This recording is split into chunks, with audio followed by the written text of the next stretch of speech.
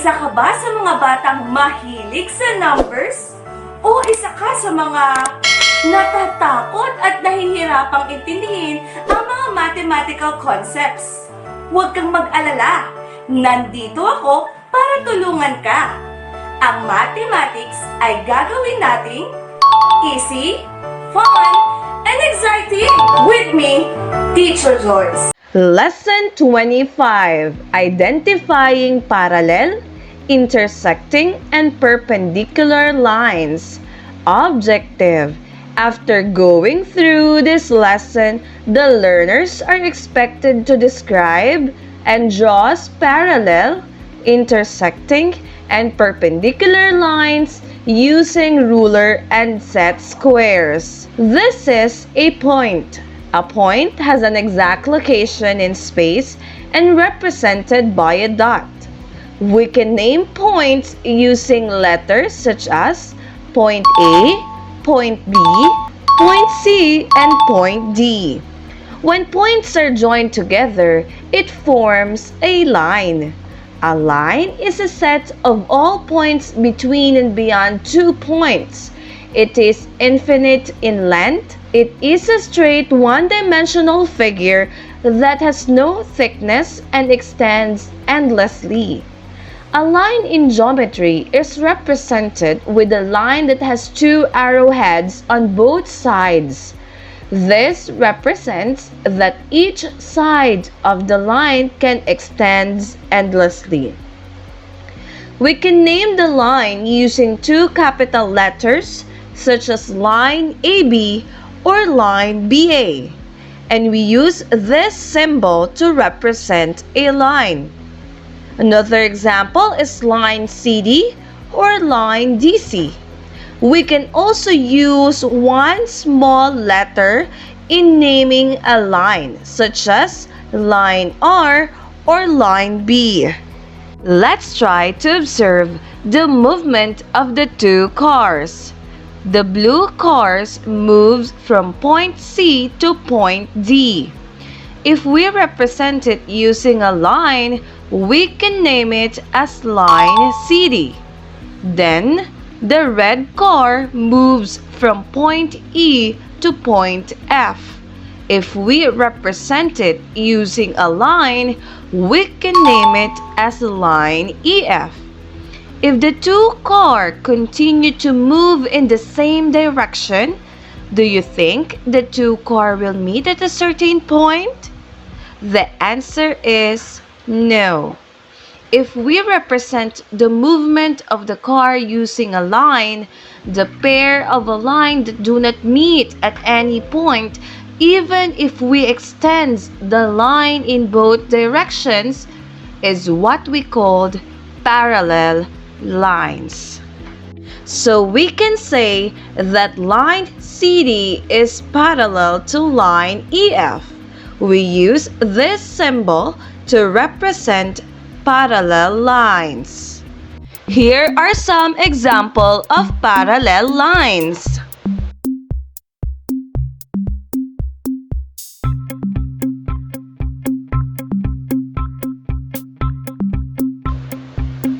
Now, let's again observe the movement of the cars. The blue car moves from point G to point H.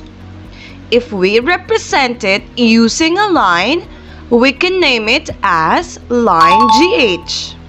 Then, the red car moves from point I to point J.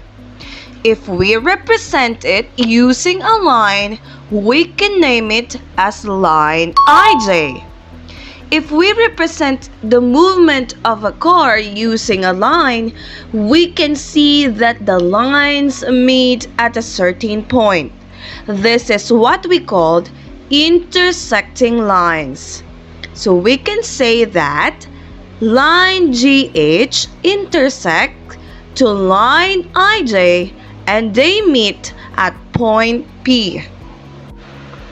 Here are some examples of intersecting lines. This time, take a look on the movement of the blue car. It moves from point L to point M. If we represent it using a line, we can name it as line LM. Then, the red car moves from point Q to point R.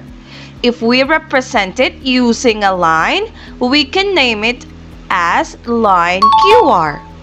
If we represent the movement of the two cars using a line, we can see that the line intersect at a point. And if we measure the angle of intersection, it measures exactly 90 degrees. A line that intersect and form a 90-degree angle or square corners is what we called perpendicular lines. So we can say that line LM is perpendicular to line QR. We use this symbol to represent perpendicular lines. Here are some examples of perpendicular lines.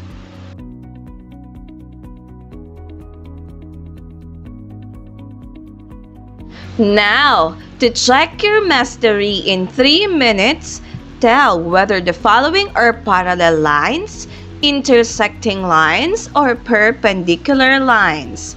Your timer starts now.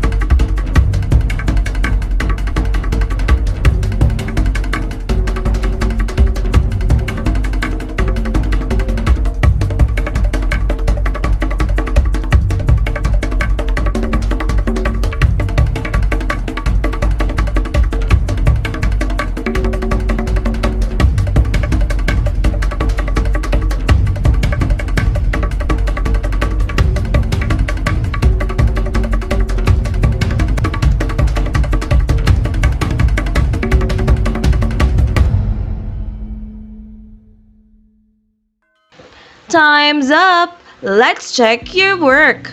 Number 1 is a parallel lines.